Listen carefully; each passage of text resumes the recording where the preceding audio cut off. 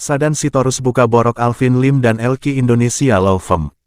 Jakarta, mantan advokat dan manajemen kantor hukum LQ Indonesia (LQI) Law Firm, Sadan Sitorus, SH mulai buka suara tentang sepak terjang pimpinan LQI, Alvin Lim, yang banyak menuai kontroversi di publik. Menurutnya, apa yang selama ini digembar-gemborkan tentang sosok Alvin Lim yang vokal dan berani ternyata hanya lip service dan pembohongan publik.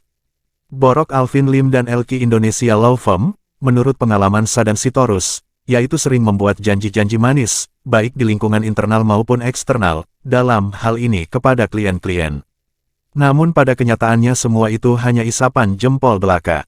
Alvin Lim itu orang tamak dan tidak transparan, dia memperalat support system yang ada pada LQI untuk menjadi tameng bahwa dia adalah penegak hukum, dia bangun narasi seolah dia korban intimidasi dan kriminalisasi.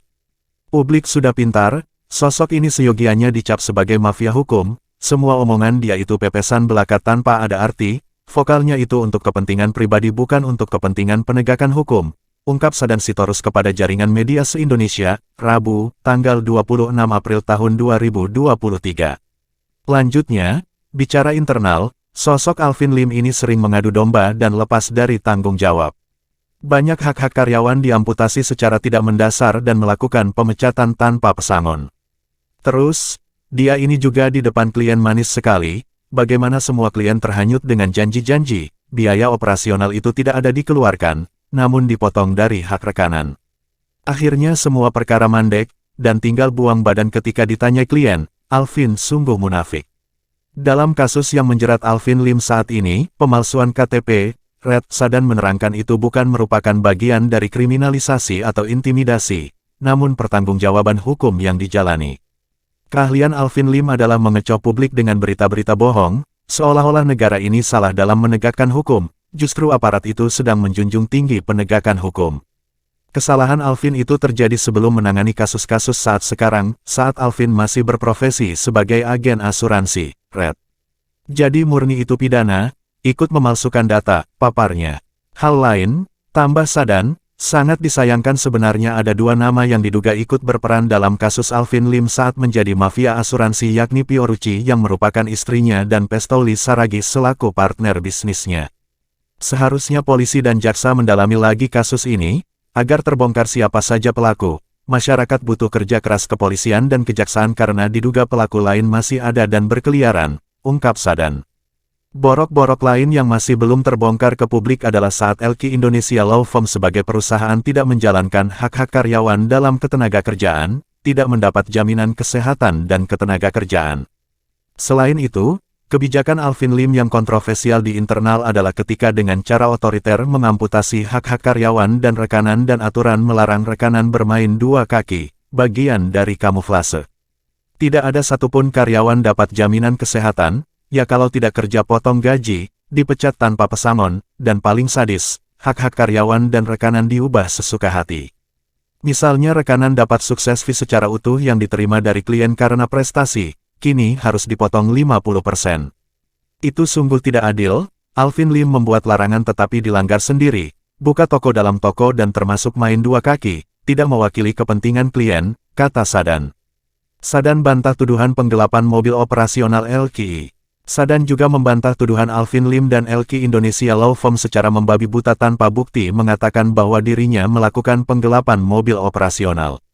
Sebaliknya, mobil itu dijadikan hak retensi karena LQ Indonesia Law Firm punya kewajiban yang belum dibayarkan sebesar lebih kurang 1,6 miliar rupiah. Alvin Lim ini maling teriak maling, ada berapa banyak hak-hak orang dia maling, lalu kemudian dia mau menyucikan dirinya sebagai korban, itu biadab.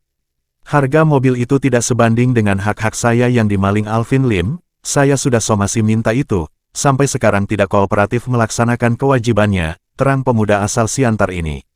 Sadan juga menyebutkan beberapa kendala yang menyebabkan perkara klien tidak berjalan, karena dipengaruhi kebijakan-kebijakan Alvin Lim tidak support sistem kerja-kerja rekanan lawyer, termasuk misalnya penggantian operasional fee.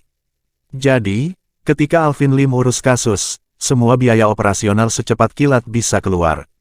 Sementara, rekanan lawyer yang sudah tidak hitung waktu urus kasus malah ketika reimburse uang operasional dipersulit. Bukan masalah nominal tetapi itu adalah etika, jelas Sadan. Humas palsu LQ Indonesia Law Firm. Selama bergabung di LQ Indonesia Law Firm, Sadan tidak pernah menyaksikan adanya humas di LQI. Maka atas pemberitaan yang mengatasnamakan humas, itu adalah palsu dan tidak benar. Ini adalah strategi Alvin Lim keluar dari tanggung jawab agar leluasa serang kehormatan pribadi maupun institusi. Saya bisa pastikan setiap rilis berita dikeluarkan LQI adalah produk Alvin Lim. Humas, mulai dari Sugi dan Bambang itu tidak pernah buat berita. Jadi semua nafsu Alvin Lim dilampiaskan dalam rilis berita, serang sana-sini hanya pakai mulut orang. Sesungguhnya ini orang penakut dan tidak punya tanggung jawab, tambah Sadan. Sadan juga menegaskan, sosok Humas Bambang Hartono, SH, MH, tidak pernah ada di lingkungan internal LQ Indonesia Law Firm, semua itu hanya pembohongan publik. Hal yang menggelitik adalah gelar pendidikan itu sangat mahal, maka setiap tutur kata disesuaikan ilmu yang tinggi. Kalau ngasal begitu, perlu dipertanyakan integritas dan pendidikannya. Tetapi saya pastikan dan yakin tidak ada atas nama Bambang Hartono, Red itu. Ini adalah perbuatan pidana, ke depan kita akan proses secara hukum, terang Sadan. Sadan mengingatkan kembali peristiwa perkara 500 di Polda Metro Jaya. Semua fakta dikatakan pemerasan yang dilakukan penyidik, diputar balik Alvin Lim dengan tujuan menjatuhkan citra kepolisian dalam penegakan hukum. Kejadian sebenarnya justru sejak awal yang menawarkan upeti kepada penyidik dan janji-janji lain adalah Alvin Lim dan LQI. Perihal rekaman video penyidik terima uang dari LQI, Red itu dipersiapkan sejak awal oleh Fiorucci. Tidak ada asap kalau tidak ada api, orang ini jahat. Minta bantu tetapi menjebak penyidik, Red. Tawaran itu datang dari Alvin Lim, lalu memang dia yang mendesak penyidik untuk upeti itu. Jadi ini sebenarnya bukan salah penyidik tetapi Alvin sudah punya niat jahat. Apalagi soal rekaman, Fiorucci itu ahlinya. Akibatnya opini yang terbangun di masyarakat adalah institusi yang salah, terang Sadan. Perihal upeti, bukan hal tabu bagi Alvin Lim dan LQ Indonesia Law Firm.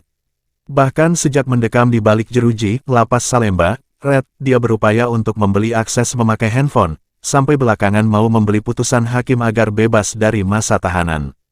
Saya ada beberapa kali berkunjung ke lapas, bertemu dengan narapidana ini. Soal handphone ia leluasa memakai, ditambah lagi dapat ruangan VVIP kalau buat temui tamu, layaknya Don Juan lah. Memang itu semua bisa gratis.